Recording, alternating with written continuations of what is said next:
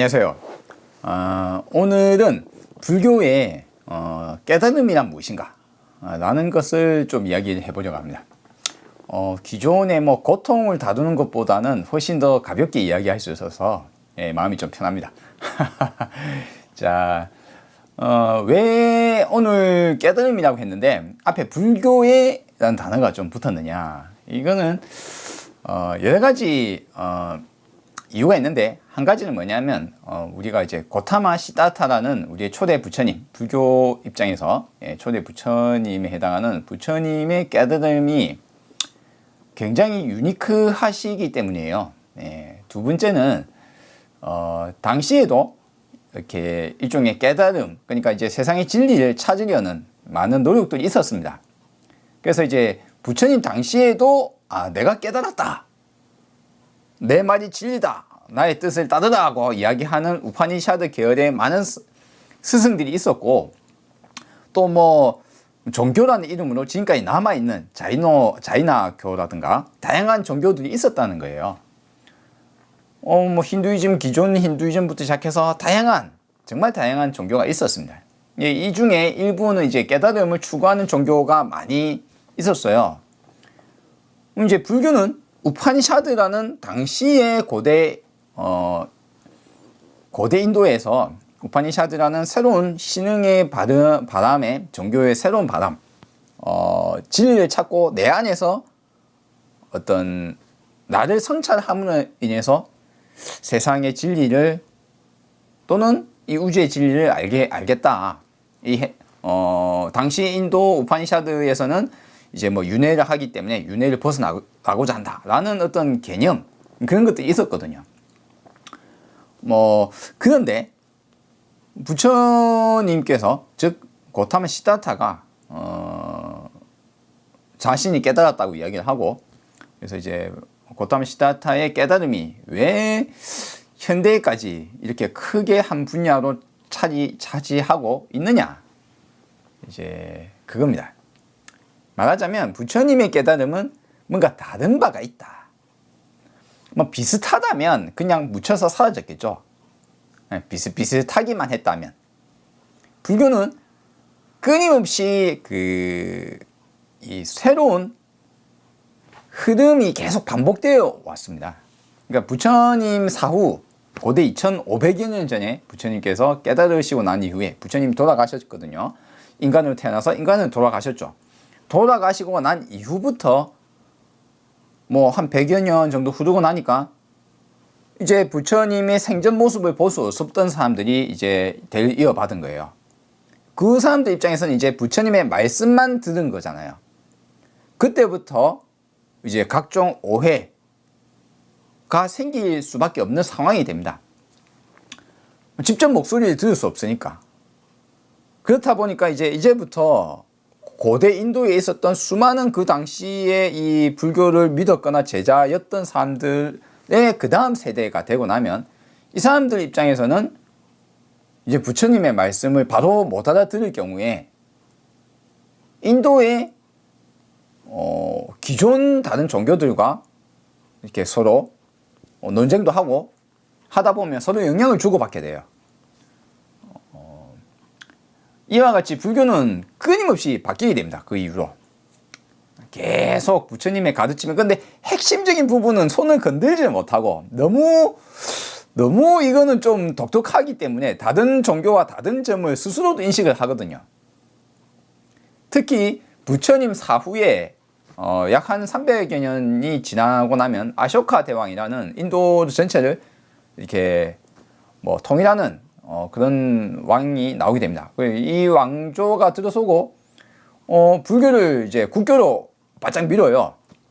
그런데 이때가 되면 어떻게 되느냐, 부처 사후임에도 불구하고 이제 불교가 그렇게 완전하게 이렇게 인도를 확 잡아먹은 종교가 아니기 때문에 그런데 아쇼카 대왕이 불교를 밀게 됐어요. 그러면 어떻게 됩니까? 불교를 믿지 않았던 수많은 다른 종교 또는 다른 것을 하고 있던 사람들이 오늘부터 나도 불교의 승려다라고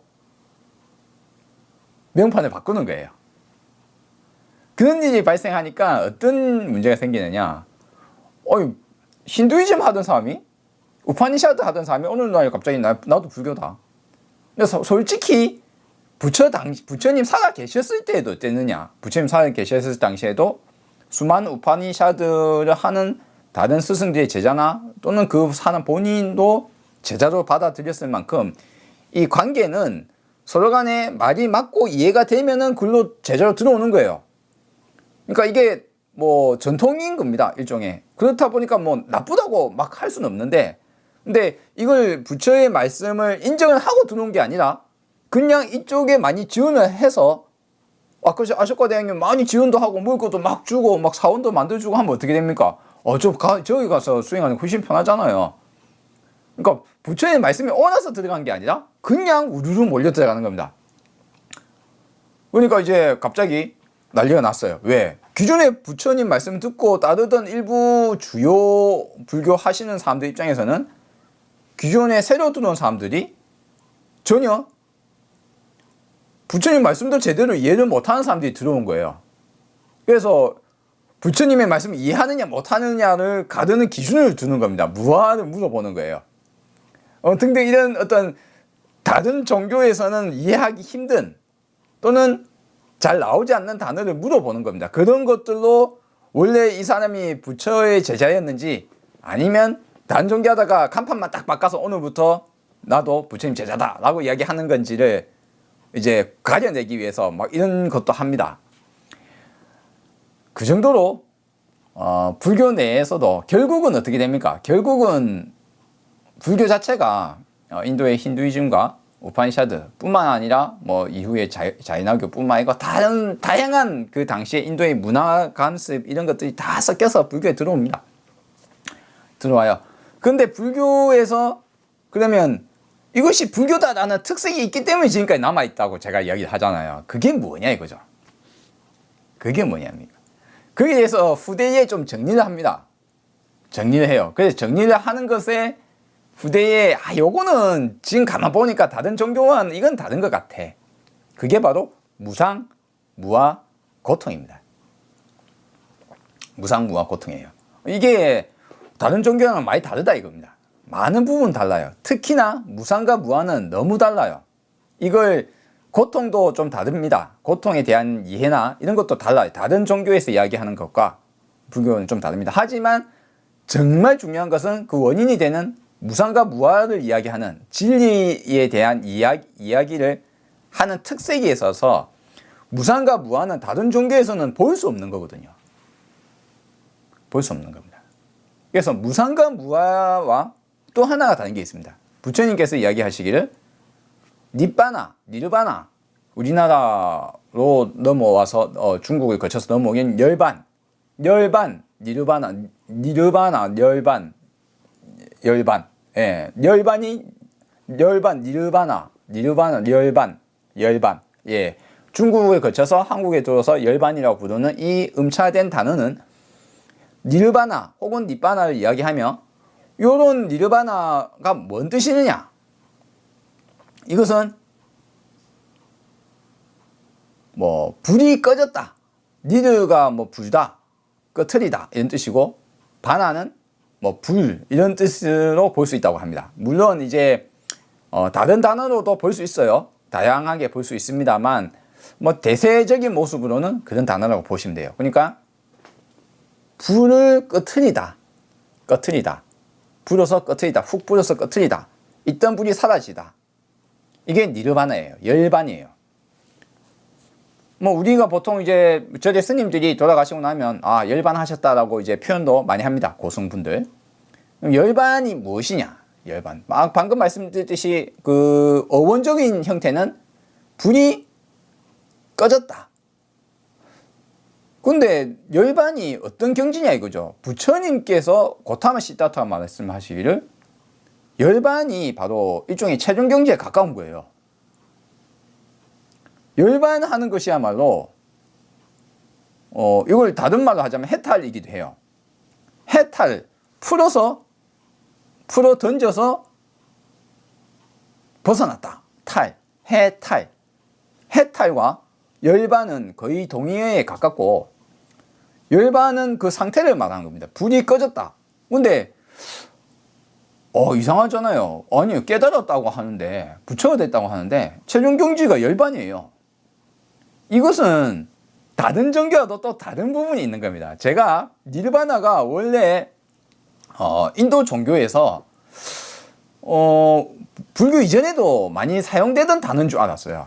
이전 영상에서 제가 그런 말을 얼핏 한 게 있습니다. 그런데 가만 보니까 안 그렇더라고요. 즉 니르바나는 불교와 부처님 석가모니 부처님 이후부터 사용되기 시작한 깨달음과 관련된 단어라고 보시면 됩니다. 그렇기 때문에 이것이 사법인에 들어가기도 합니다. 제가 말씀드렸다시피 불교의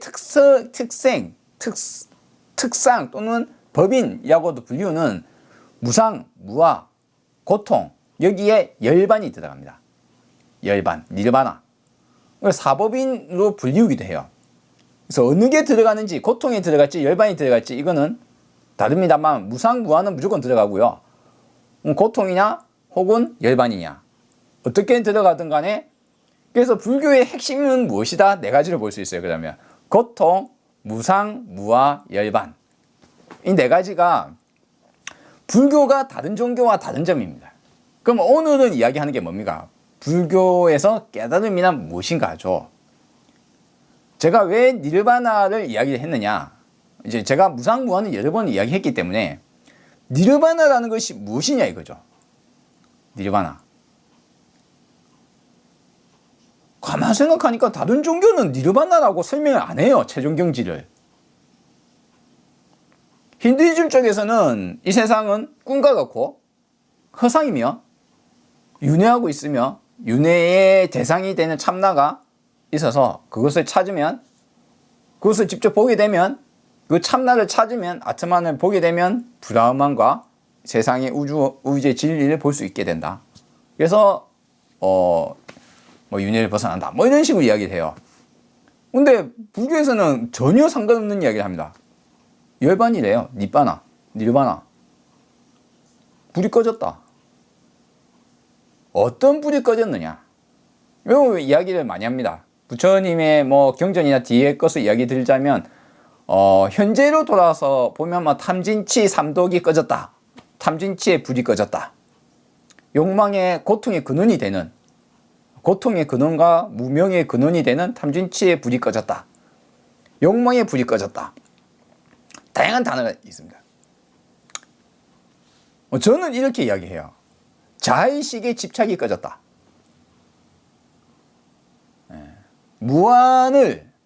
무상을 무아와 무상의 근본은 무엇이냐? 불교는 세상과 나를 바라보는 종교인데 세상과 내가 다 무상하더라. 가 보니까 다 바뀌고 변화하더라. 변화해 나가더라.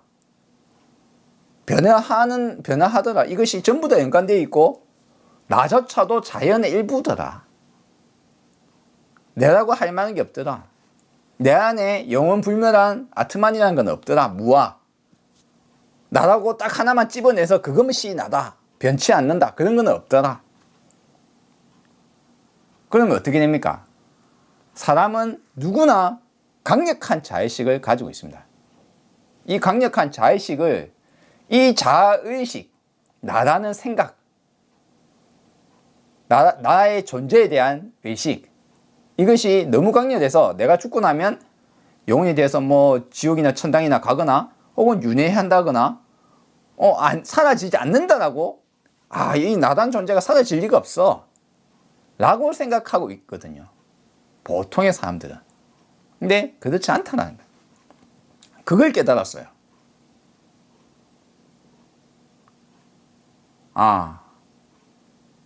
그러면 그 깨달음은 이제 다른 종교와는 너무나 달라요. 이거는 일반적으로 받아들일 수가 없어요. 일반적으로 잘 안 받아집니다. 불교의 이 이야기는 자의식에 대한 집착을 버리는 것은 어떠한 종교들에서 이야기하는 어떤 신이 있고 천국이 있고 믿으면 천국 가고 불신함이 지옥 간다라는 것, 혹은 또는 지금 이 세상은 꿈이고 꿈이야, 마야, 예, 꿈이고 환상이야. 그러니까 뭐 두려워할 거 없어. 현극처럼 멋지게 살다 가면 돼. 그 와중에 지금 이 몸은 허상과 같고 꿈과 같으니까 참나를 찾아야 돼. 아트만을 찾으면 윤회하지 않고 이 세상의 진리를 볼 수 있어 하는 참나를 찾는 것과 전혀 성격이 달라요. 무하다. 이거는 정말 받아들이기 힘들기 때문에 불교가 끊임없이 그 이후에 윤회라는 부처님이 말씀하신 무상과 무아를 기준으로는 윤회가 설명이 안 돼요. 윤회를 할 수가 없습니다. 무상과 무아는 윤회와는 정반대되는 입장이거든요. 윤회가 될 수가 없어요. 무상과 무아를 기준으로. 저는 그래서 윤회하지 않는다고 이야기합니다. 부처님도 윤회, 피양과 찬 그딴 거 떠난다. 부처님이 윤회는 없다라고 말은 안 했지만 부처님이 말씀하신 모든 내용은 윤회가 없다는 말이에요. 한마디로.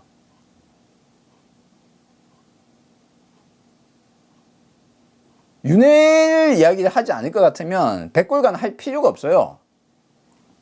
부정간, 백골간, 내 육체가 흩어서 썩어서 문드러져서 뼈가 남은 다음에 그것이 먼지가 되어서 흩어지는 것을 바라볼 이유가 없어요. 바로 봐라. 개미도 죽고 태어나고 살아가고 메뚜기 시작해서 나무, 자연 모든 것들이 모든 생명체가 변화해 나가고 생주 어쩌고 한다. 생로병사 한다.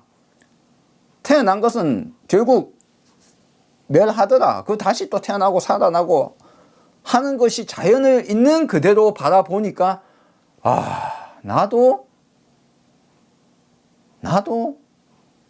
태어나서 살아서 사라지는 존재구나. 그 깨달음이 너무 강력해요. 굉장히 강력합니다. 이거를 한번 탁 하고 나면 내 집착이 싹 다 날아갑니다. 모조리 내 정신적 어떤 집착 이런 것들이 한꺼번에 싹 다 날아갑니다. 무상과 무아를 체득을 하고 나면 이걸 확실하게 본다는 건 어떤 겁니까? 어떤 거예요? 이게 보려면 내 자의식이 굉장히 강하면 이게 잘 안 돼요. 예를 들어서 말입니다. 누군가 그 이야기 해요. 저희 아버지도 그 이야기 하셨거든요. 뭐라고 하냐면 네가 죽고 나면 세상이 끝나잖아. 얼핏 딱 들으면 그 말 얼핏 일리가 있잖아요. 그렇죠? 일리가 있죠. 내 죽으면 세상 끝이야. 그게 뭡니까? 그게 단멸이에요. 단멸. 내 죽으면 세상이 끝난다. 그것은 강력한 자아의식을 기반으로 합니다. 그리고 상대성이에요. 그러니까 내 정신의 기준으로 생각을 하는 거예요. 내가 바라본 세상. 내가 바라본 세상이에요. 지금 내 의식이 사라지면 세상도 끝난다 이거. 내가 인식을 못하는 세상이란 건 의미가 없다라고 생각하는 인식론이자 강력한 자아의식을 기준으로 하고 있습니다. 나라는 존재에 대해서. 그런데 우리 아버지 돌아가셨는데 세상은 멀쩡하잖아요. 내가 죽어도 세상은 멀쩡할 거라는 거예요.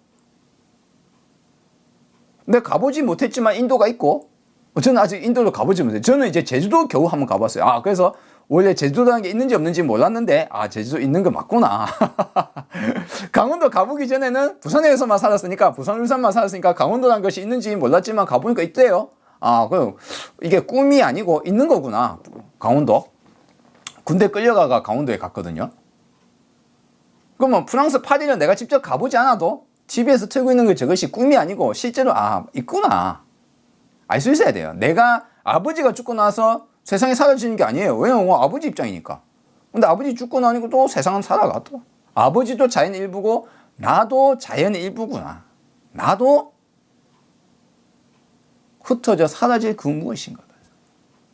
별다른 거 없다. 내가 지나가는 개미랑 별 차이 없다. 이 자의식을 버리는 과정이 너무 힘들거든요. 이거 인류에서 버린 사람이 몇 명 없었어요. 부처님 당시까지.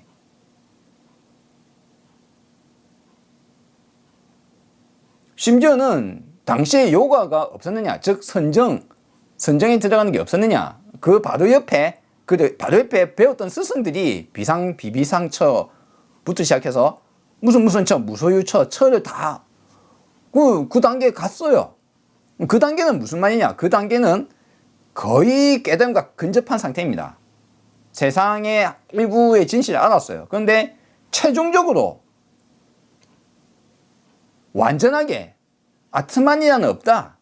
윤회하는 영원불멸한 영혼도 없고 나도 없고 없다. 무아를 딱 바로 콱 찔러서 말한 사람은 부처님이었다는 거예요.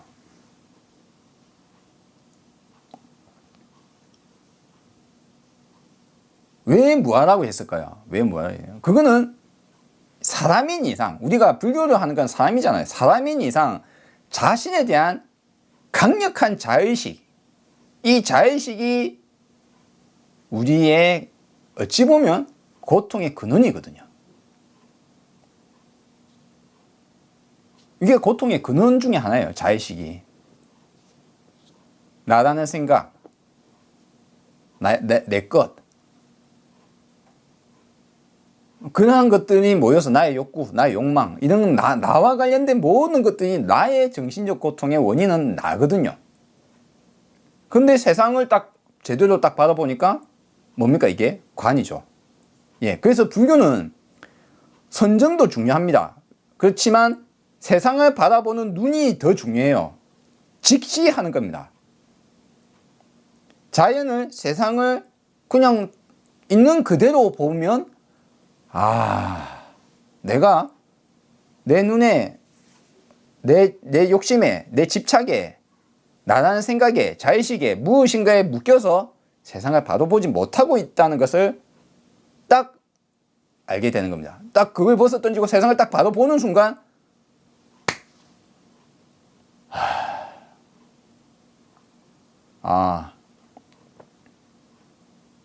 무하구나.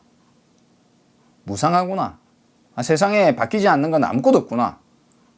무아와 무상을 깨닫는 것이 불교이며, 무아와 무상을 깨닫게 되면 열반에 이르게 됩니다. 저절로. 열반, 니르바나, 불이 꺼졌다. 꺼져버렸어요. 어떤 불이 꺼졌습니까? 탐진치는 나를 기준으로 합니다. 내가 어리석은 생각을 하고, 내가 뭔가 하고 싶어 하고, 내가 화내고 나를 기준으로 해요. 나에 대한 게 사라지는 겁니다. 내 존재의식에 대한, 자의식에 대한 집착이 완전히 놓게 됩니다. 이게 없다는 사실을 확연하게, 확실하게 바라보는 것이 불교입니다. 이걸 체득을 딱 하고 나면 열반 상태가 딱 됩니다. 그리고 극도로 조용해져요. 너무나 강력한 충격이거든요. 인생을 나라는 존재에 매달려 살아온단 말입니다. 사람은. 내가 무엇인가 해낼 것이다. 뭔가 하고 싶다. 근데 그게 사라지는 순간 극도의 조용함에 휩싸입니다. 그걸 적정이라고 해요. 고요할 적자, 고요할 정자. 예. 끝없이 고요함 상태에 머물게 됩니다. 이것은 보통 선정 상태, 사선정 상태에 들어가면 이와 유사한 상태를 겪을 수는 있지만, 선정 상태를 보통 사선정은 잘 깨지지도 않아요. 보통 원래대로 하자면. 그런데 사선정 상태가 들어선다고 해서 완전한 깨달음을 얻은 건 아니거든요. 누군가는 그 이야기를 해요. 세상은 꿈과 같아. 금강경에 그 말 나와요. 여몽황포영. 마치 유의법, 세상의 모든 유의법, 이거 이제 유의법, 무의법 하는데, 세상의 모든 것이 마치 꿈과 같고 여몽, 환상과 같으며, 포말, 즉 거품과 같으며, 파도에 치는 거품요. 영, 그림자 같아. 이 말 가까이 무슨 말입니까? 허망하다는 거죠. 꿈도 허망하죠. 환상도 허망하죠. 눈에 보이지만 사실은 실체가 없는 게 환영이잖아요. 거품, 파도에 치는 거품도 포말도 허망하잖아요. 그거 집착할 게 없죠. 그림자도 실제의 진실, 실체가 아니잖아요. 그래서 이 세상을 염홍환포용으로 바라보면 집착할 게 없지만은, 그런데 이렇게 금강경식의 이야기는 세상을 조금 헷갈리게 만들어 버립니다. 그 다음 단어도 그래요. 여로, 여전. 이 세상이 이슬과 같으면, 이슬은 아침 이슬은 조금 이따 햇빛이 비추면 사라지잖아요. 증발해버립니다. 여전, 마치 이슬과 같고 또한 여전, 번개와 같아. 번쩍하고 없어져 버린다. 이 순간에만 있는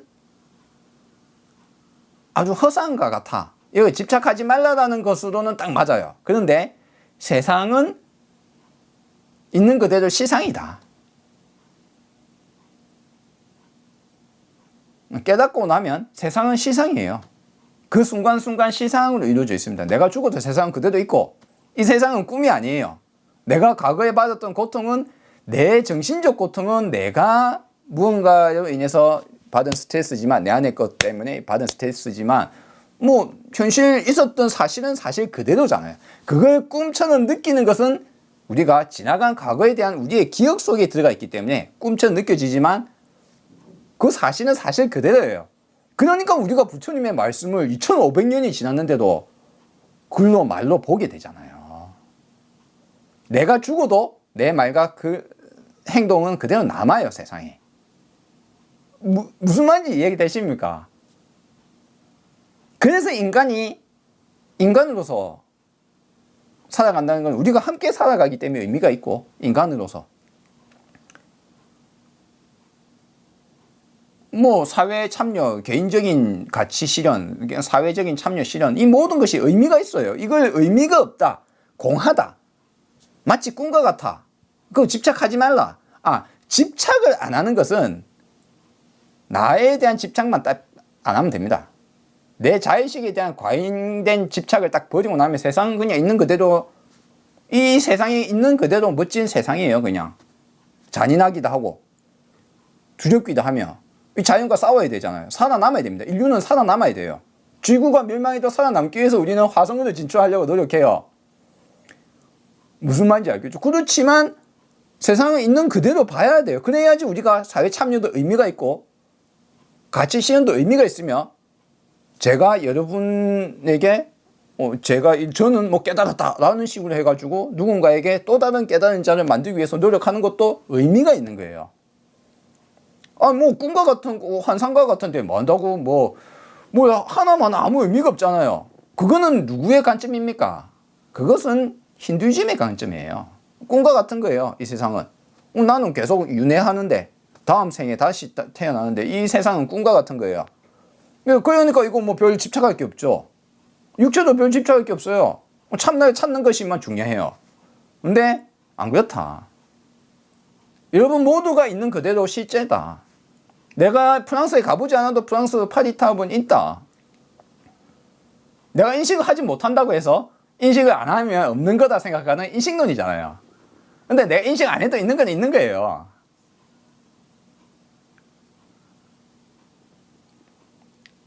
불교의 깨달음은 그래서 바로 무아를 깨닫는 겁니다. 무상함을 깨닫는 겁니다. 세상을 바로 보게 되는 겁니다. 관하게 되는 거죠. 볼관자. 그래서 누군가가 이야기하기를 선정이 정말 중요하다, 윗바사나로는 깨닫지 못한다, 그거는 전혀 모르는 이야기예요. 선정 없이 여러분 중에 제 말을 듣고 하시는 분은 그 사람은 그 자리에서 관하게 됩니다. 관을 사선정 상태에서만 관이 되느냐? 아닙니다. 극도로 깨어있는 지성과 이성만으로도 바로 관이 됩니다, 세상은. 좀 더 총체적으로 바라보는 데는 선정 상태에 들어가서 감정과 생각을 벗어나면 세상을 보기가 더 편해요. 그래서 제가 선정 상태에 들어가는 것을 아주 추천드리죠. 하지만 꼭 선정에 들어서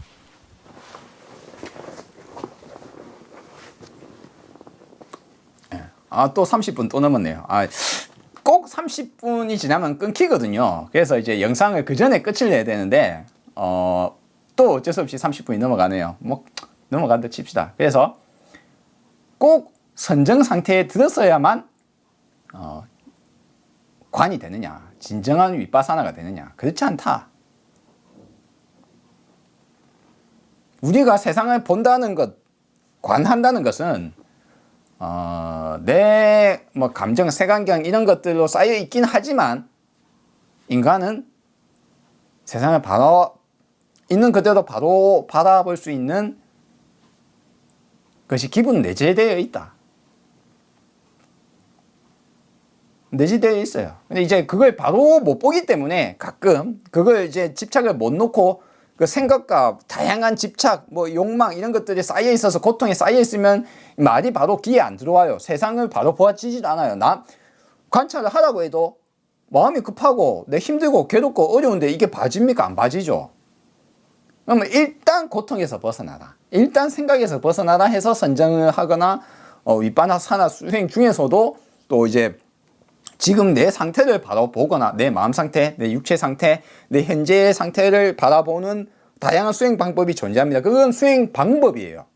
방법인데 기본적으로 불교는 세상을 딱 바로 보는 직시, 이게 관입니다. 직시한다. 세상을 그대로 있는 그대로 보는 상태. 보게 되면 그게 깨달은 거예요. 깨달은 겁니다. 불교의 깨달음은 그거예요. 그리고 그 깨달음이 확실할 때 흔들리지 않는 강력한 충격으로 내리에 꽉 번개처럼 꽉 내리 꽂힌 다음에 진실로 그러하구나 라는 것을 확철대오할 때 확실하게 깨달아서 뼛속 깊숙이, 영혼 깊숙이 박혀버렸을 때 그 사람은 이제 드디어 최소한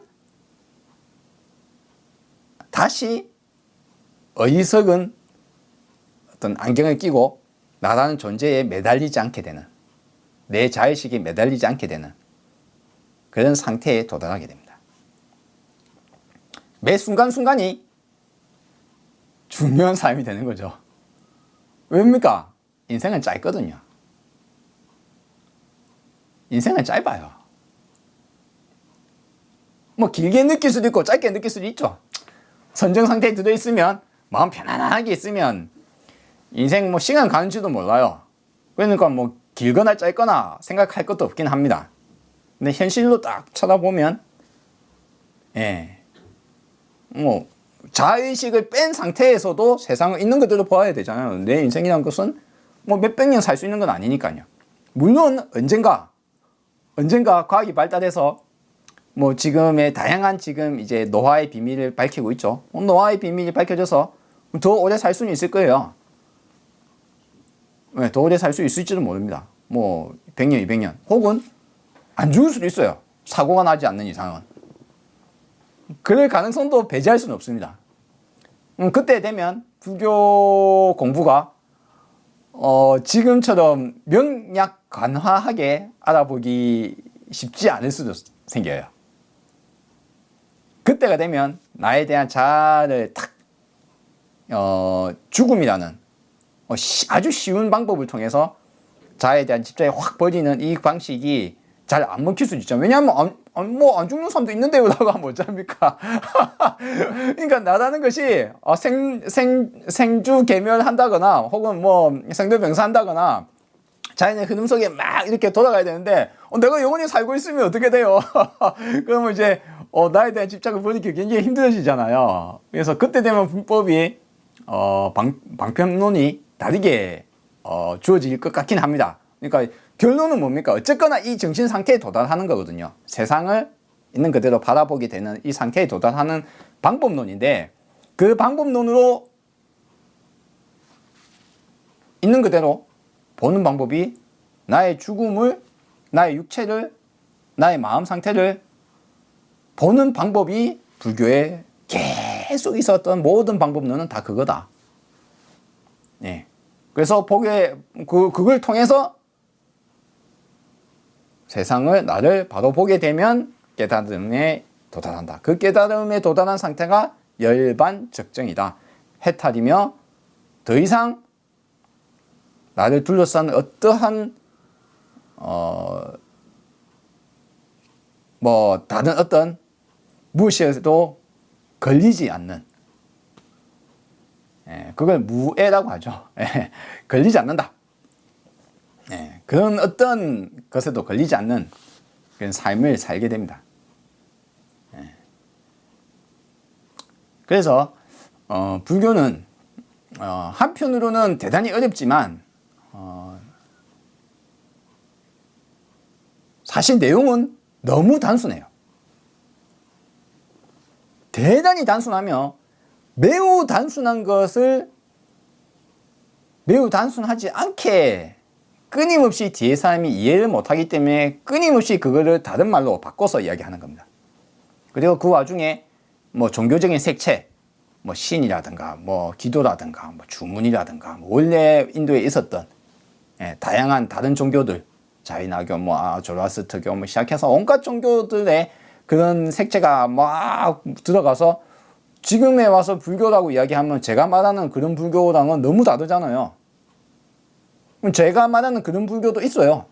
지금도 어떤 한 소식했다라는 분의 말에는 이런 것이 묻어 나옵니다. 나오지만 뭐 대부분의 사람은 뭐 예를 들어서 제가 윤회 없다 이라는 순간 뭐라고 달려들 거예요. 뭐라고 달려들옵니까? 단멸론자라면서 와 육사외도라고 막 흥분하면서 막 윤회가 왜 없냐면서 막 부처님도 이야기하고 경계도 있는데 왜 없냐고. 없어요. 불교의 깨달음을 얻고 나면 윤회 따위 믿지 않습니다. 영혼 따위도 안 믿어요. 그냥 무하고 무상이니까.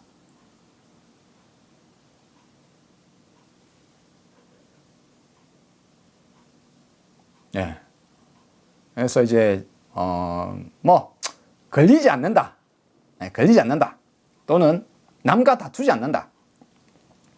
부처님은 그러셨어요. 남과 다투지 않는다. 내가 최고라고 이야기하지 않는다. 내가 깨달은 게 최고라고 이야기하지 않는다. 왜? 당신이 깨달은 것이 당신이 지각에 의해서 깨달은 것이기 때문에 지각에 의한 것은 확실하지 않을 수가 있다. 틀릴 수가 있다. 그러니까 그것이 최고라고 주장할 필요 없다. 주장할 수 없다. 그렇게 말씀하셨어요. 최고도 아니다. 다투지 마라. 그런 걸로 싸우지 마라. 다만 열반적정에 이르러라. 해탈하라. 그래서 사실 어찌 보면 제가 윤회가 없다라는 이야기를 이렇게 자주 이야기할 필요는 없을지도 몰라요. 누군가는 이미 또 했더라고요. 보니까 몇몇 분들 하셨더라고요. 근데 너무나 거기에 대한 강력한 반발이 있더라고요. 불교가 무엇인지, 과연 불교란 강력한 자의식을 내려놓는 종교이기 때문에. 근데 자의식과 강력하게 붙어있는 게 뭡니까? 바로 나의 죽음이거든요. 죽음을 있는 그대로 받아들일 때만이